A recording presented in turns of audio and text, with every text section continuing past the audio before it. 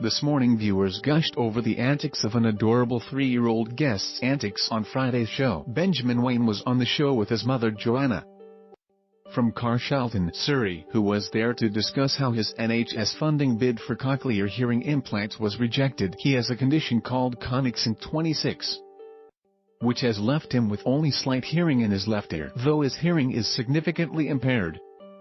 He does not qualify for the implants under current NHS guidelines, meaning his family are now trying to raise £80,000 for private treatment. Ben's mother said her little boy is incredibly behind with his speech development because of his severely limited hearing, and she fears that if he does not have the implants, his window of opportunity to learn to communicate will be missed. The pair appeared on the ITV chat show to discuss how they are trying to raise funds to pay for the implants privately.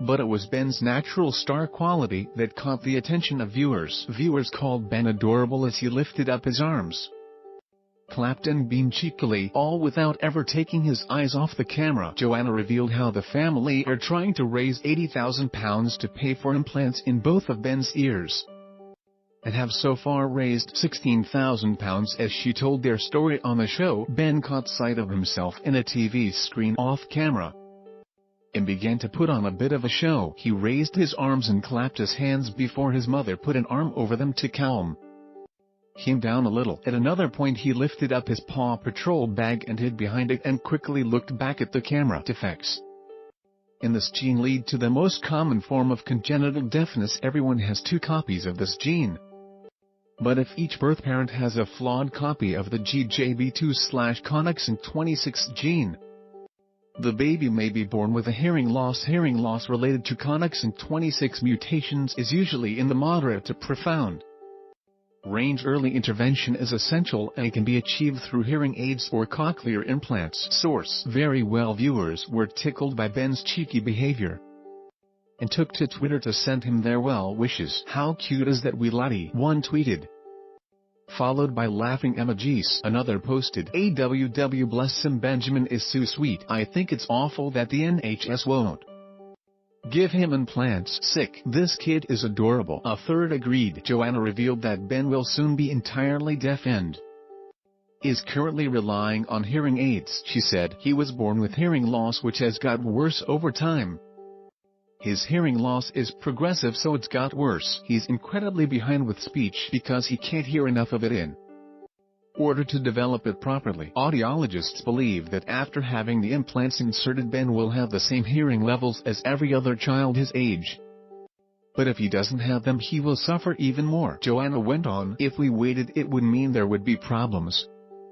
It would be too late for him. Basically, there's quite a small window of opportunity where you can acquire speech and language when you're little." Vicky Kerwin, a pediatric audiologist, explained that the NHS guidelines are currently under review and said they should know for definite if it will fund Ben's implants in just a few months. Kerwin said the National Institute for Clinic Excellence produced guidelines on who should be implanted with the cochlear implants, but those guidelines are nearly 10 years old. The evidence and the research really has moved on, and we now understand that children with less severe hearing losses can benefit more from cochlear implants than they can a hearing aid. We think the current guidelines are too restrictive and they ought to be updated. Communication and language is central to everything we do. It's key to learning in the home environment. It's key to learning in school, and it's central to our emotional and social developments too. Learning to play with your friends, the sort of things you do when you're young. It can have a big impact if you don't get the right support early on. A spokesman for NHS England previously said the NHS funds cochlear implants for patients that NICE have said will benefit the most. Doctors can apply for funding for individuals not covered by the guidance, but to ensure we are treating all patients fairly, they have to provide very strong clinical evidence to show why their patients should have access to a treatment that others do not.